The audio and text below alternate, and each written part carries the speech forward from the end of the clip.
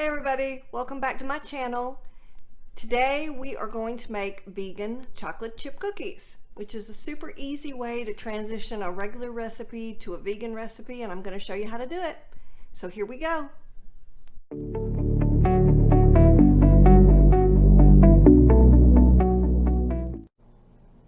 Okay, so here we are in the kitchen again, and we're going to take a regular chocolate chip cookie recipe and turn it into a vegan recipe, which is super easy to do.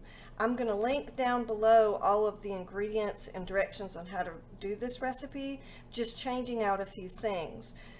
Like they have on here to use like regular butter, but we use plant-based butter. Again, no sponsors in this video, but we found that this Country Cock plant butter with olive oil seems to work really well.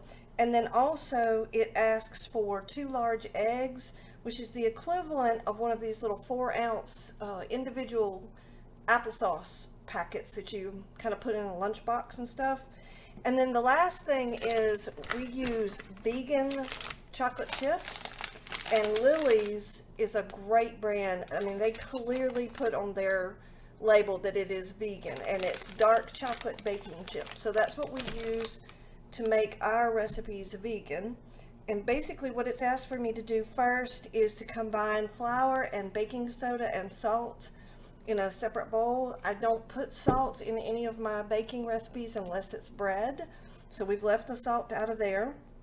And then it has told me to soften the butter first, so I've already got that in my bowl. And then I'm supposed to add granulated sugar, brown sugar, and vanilla extract. So let's do that. So it wants 3/4 of a cup of regular sugar. Now sometimes I'll use stevia, and then sometimes I just use regular sugar. It just all depends on the day. So today I've decided to just use regular sugar. Alright, so 3/4 of a cup of that. Put that back here. And then it's asking for 3/4 of a cup of brown sugar.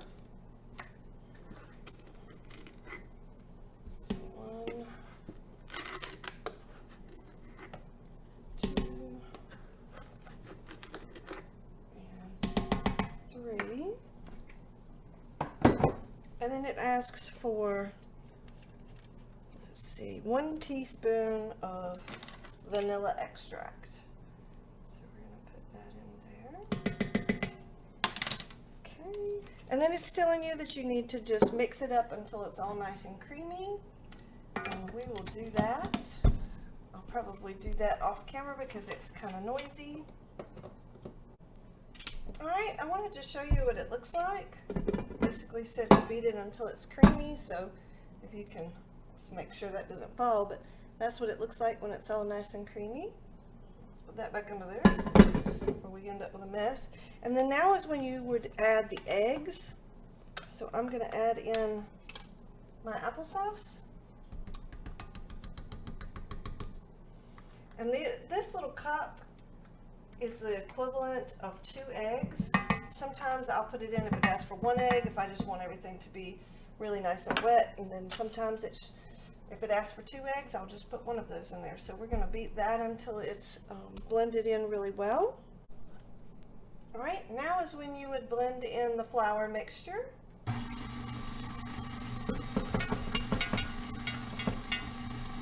Just blend that in slowly. And then the last thing it asks you to do is put in your chocolate chips, but I want to show y'all what that looks like. So that's what it looks like when it's nice and creamy and it has all of the ingredients and the flour and everything in it. So now it's the last thing you do is just add the chocolate chips. And it says you can stir them in. I usually just pour them in while my mixer's on slow, and that way I know it's mixing them in really well.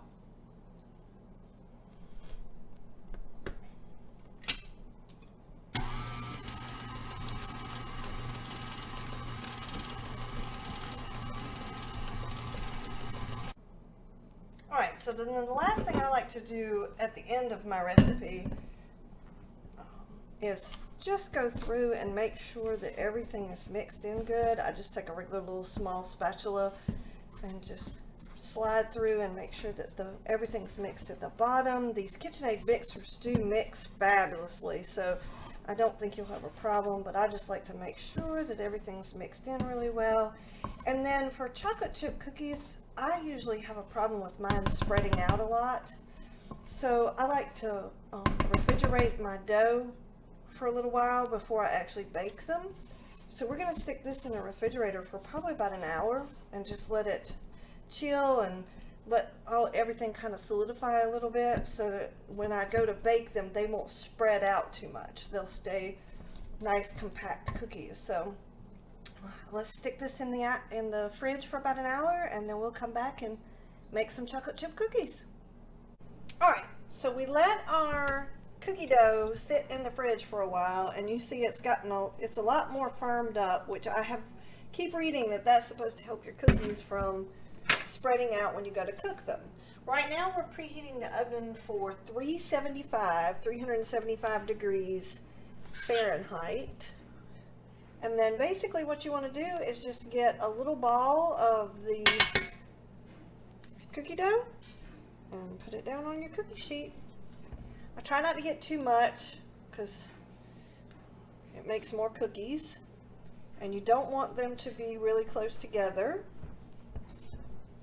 Try to get them as round as you can, because obviously that makes for a pretty cookie. And just spread them out. I've tried to use the little special cookie rollers that they have. It looks like a little small mini ice cream scoop. They just don't serve real well for me. They might work better for you, but they just don't work very well for me.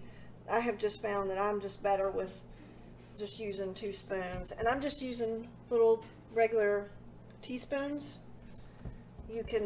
Obviously you can make these cookies as big as you want to. You just need to make sure you cook them a little bit longer.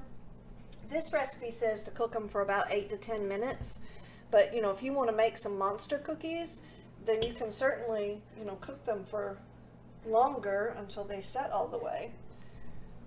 But that's what they look like when they're ready to go in the oven. And we're going to put these in the oven for 8 to 10 minutes. And then it suggests for you to leave them on the cookie sheet for 2 minutes after you take them out of the oven before you put them on your cooling rack. So we're going to just repeat, repeat, repeat. One other thing I wanted to mention too, as you're putting your cookies in the oven, once you kind of run out of cookie sheets and you're kind of waiting in between for your cookie sheets to come empty again, put your cookie dough back in the fridge, because depending on how hot your kitchen is, it'll start to kind of loosen up again. And again, you want to keep it nice and firm so the cookies will be nice and round for you.